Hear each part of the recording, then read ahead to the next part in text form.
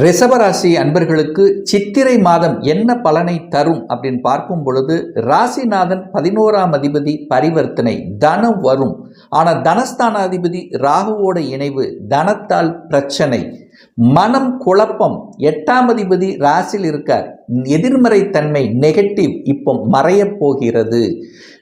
சனிப்பெயர்ச்சி நடந்து விட்டது, 11ஆம் இடத்துக்கு லாபஸ்தானத்துக்கு பயிற்சியாகிவிட்டது. அப்போ பொருளாதாரத்தில் உயர்வு, தொழில்துறையில் ஏற்றம்.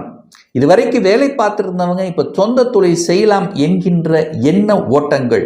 சூரிய பகவான் உச்சம், அரசு சார்ந்த விஷயத்தில் அனுகூல ஆதாயங்கள், திடீர் ப்ரமோஷன், திடீர் இடமாற்றங்கள், வெளிநாட்டுக்கு செல்லக்கூடிய பாக்கியம், குழந்தைகளால் அனுகூலம் ஆதாயங்கள், குழந்தை படித்த படிப்புக்குண்டான தன்மை, குழந்தை நினைத்த கோர்ஸ் படிக்கக்கூடிய தன்மை, திருமண விஷயத்தில் இருந்து வந்த சங்கடங்கள் விலகக்கூடிய வாய்ப்பு.